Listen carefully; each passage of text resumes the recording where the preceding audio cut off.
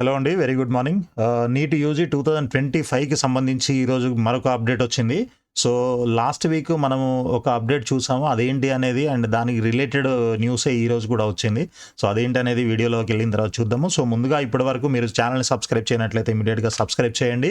So that మీకు రెగ్యులర్‌గా updates అన్నీ కూడా వస్తూ ఉంటాయి. అండ్ గైడెన్స్ కూడా ఇవ్వడం జరుగుతుంది కంప్లీట్‌గా మీరు అడ్మిషన్ తీసుకునేంత వరకు కూడా. సో, ఆఫ్‌లైన్‌లోనే నీట్ యూజీ ఒకే రోజు ఒకే షిఫ్ట్‌లో పరీక్ష ఆన్‌లైన్‌లో ఉండదు కేంద్రం. సో ఇది అన్నమాట మనకి ఈరోజు లేటెస్ట్ న్యూస్. వైద్య విద్యలో ప్రవేశాలకు నిర్వహించే నీట్ యూజీని ప్రస్తుతానికి ఆన్లైన్లో నిర్వహించకూడదని కేంద్ర ప్రభుత్వం నిర్ణయించింది. ఈ ఏడాదికి ఆఫ్లైన్లోనే పెన్ను పేపరు ఏది లాస్ట్ ఇయర్ వరకు ఎలాగైతే జరిగిందో అదే విధంగా జరుగుతుంది అని చెప్పేసి మళ్ళీ క్లియర్గా చెప్తున్నారు. సో నిర్వహించనున్నట్లు స్పష్టం చేసింది. కేంద్ర విద్యా వైద్య శాఖల మధ్య విస్తృత చర్చల అనంతరం ఈ నిర్ణయం తీసుకున్నట్లు గురువారం ప్రభుత్వం వెల్లడించింది. జాతీయ వైద్య కమిషన్ నిర్ణయం ప్రకారం నీట్ యూజీని పెన్ను పేపర్ విధానంలో ఓఎంఆర్ షీట్లతో ఒకే రోజు ఒకే షిఫ్ట్లో నిర్వహించనున్నాం అని జాతీయ పరీక్షల సంస్థ ఎన్టీఏ ప్రకటించింది.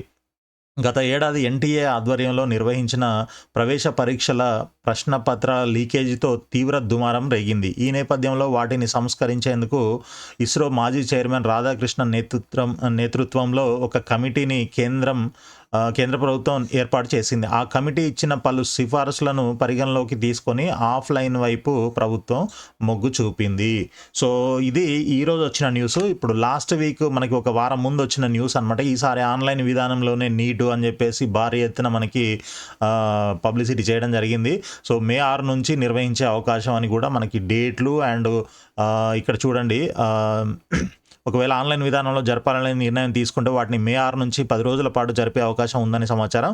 ఈ మేరకు దేశవ్యాప్తంగా పలు కీలక ఆన్లైన్ పోటీ పరీక్షలను నిర్వహించే ఓ ప్రముఖ సంస్థతో ఆ తేదీలను బ్లాక్ చేయించినట్లు తెలిసింది. అంటే ఆ తేదీలో ఆ సంస్థ ఇతర పరీక్షలను నిర్వహించడానికి వీలు పడదు. సో ఎగ్జామ్ డేట్స్ కూడా అంటే ఆన్లైన్లో ఎగ్జామ్ కండక్ట్ చేయడానికి డేట్స్ కూడా బుక్ చేయడం జరిగింది అని చెప్పేసి ఇవన్నీ కూడా చాలా వరకు చెప్పారు. సో ఈ సంవత్సరం ఖచ్చితంగా మనకి ఆన్లైన్లోనే ఉంటుంది అని అనుకున్నాం మనం లాస్ట్ వీక్ నిన్నటి వరకు కూడా.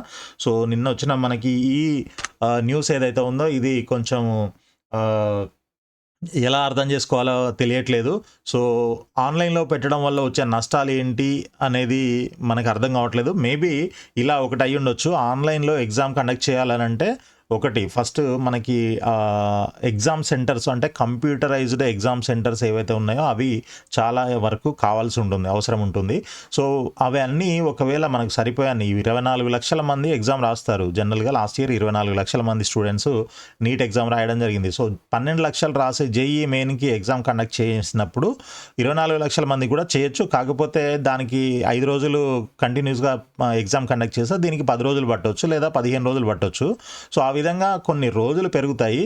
సో అందువల్ల ఇక్కడ నష్టం ఏంటి అని అంటే చూడండి, అందువల్ల ప్రతి షిఫ్ట్లో ప్రతిరోజు 2 షిఫ్ట్లు ఉంటాయి. ఒక్కొక్క షిఫ్ట్కి సపరేట్ పేపరు తయారు చేయాల్సి ఉంటుంది, ఎగ్జామ్ పేపర్.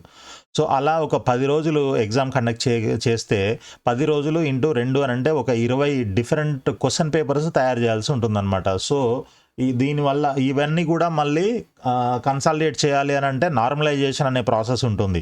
సో ఇలాంటి కొన్ని టెక్నికల్గా కొన్ని ఇబ్బందులు ఏవైతే ఉన్నాయో మేబీ వాటి వల్ల వీళ్ళు ఈ సంవత్సరము ఈ పెన్ను పేపర్ విధానానికే వీళ్ళు మొగ్గు చూపుతున్నట్లు అనిపిస్తుంది. సో కరెక్ట్ రీజన్ ఇదా కాదా అనేది మనకు కూడా కరెక్ట్గా తెలియదు. వాళ్ళ రీజన్ అయితే ఎటువంటి రీజన్ ఏం చెప్పలేదు. కానీ జస్ట్ ఆ కమిటీ ఇచ్చిన సిఫార్సులు ఏవైతే ఉన్నాయో వాటిని పరిగణలోకి తీసుకొని ఆఫ్లైన్ వైపు మొగ్గు చూపుతున్నామని చెప్పేసి మాత్రమే చెప్తున్నారు. సో అవేంటి అనేది మనకి ఇంకా క్లారిటీ లేదు. సో ఏదేమైనా కూడా మళ్ళీ ఎగ్జామ్ అయితే ఆఫ్లైన్లోనే ఉంటుందంట.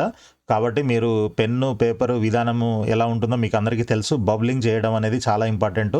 సో ఆ బబులింగ్ ప్రాక్టీస్ కూడా చేయండి. మీరు ఎగ్జామ్ మాత్రమే ప్రాక్టీస్ చేయడం కాకుండా సో ఆ బబులింగ్ ఎలా చేయాలి, ఫాస్ట్గా చేయాలి, యాక్యురేట్గా చేయాలి, బయటికి వెళ్ళొద్దు, సగం నింపొద్దు, ఇట్లాంటి కండిషన్స్ ఏవైతే ఉంటాయి అంటే అది వ్యాలిడ్ అవ్వాలి అని అంటే మీరు ఎలా చేయాలో అది కూడా మీరు ప్రాక్టీస్ చేస్తే కొంచెం మీ స్పీడ్ పెరగడానికి అవకాశం ఉంటుంది. సో డైరెక్ట్గా మీరు ఎగ్జామ్లో అంటే బబ్లింగ్ చేసేటప్పుడు తొందరలోనో లేకపోతే టైం సరిపోకనో కొంచెం కరెక్ట్గా చేయకపోవడం వల్ల అవి ఇన్వాలిడ్ అవుతాయి. ఆ క్వశ్చన్స్ మీరు కరెక్ట్గా ఆన్సర్ చేసినా కూడా మీకు వాటికి మార్కులు వచ్చే అవకాశం ఉండకపోతుంది. సో కాబట్టి మీరు బబ్లింగ్ ప్రాక్టీస్ కూడా ఇప్పటి నుంచి చేయడం అలవాటు చేసుకోండి.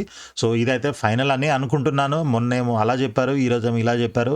ఏది ఫైనల్ అనేది ఇప్పటివరకు ఉన్న ఫైనల్ అయితే ఇదే ఆఫ్లైన్ ఎగ్జాము. కాబట్టి ఓఎంఆర్ షీట్ మీద బబుల్ చేయడం అనేది మీరు ప్రాక్టీస్ చేసుకోండి. అదేవిధంగా అట్ ద సేమ్ టైం మీరు ఎగ్జామ్కి కూడా మంచిగా ప్రిపేర్ అవుతూ ఉండండి. సో ఇది ఈరోజు ఉన్న అప్డేట్. సో కాబట్టి మీరు ఛానల్ని సబ్స్క్రైబ్ చేయండి, ఈ వీడియోని లైక్ చేయండి, అదేవిధంగా మీ ఫ్రెండ్స్ కూడా షేర్ చేయండి. మీకు రెగ్యులర్గా అప్డేట్స్ అన్నీ కూడా మీకు నోటిఫికేషన్ రూపంలో వస్తూ ఉంటాయి. సో ఆల్ ది బెస్ట్ అండి. Thank you so much.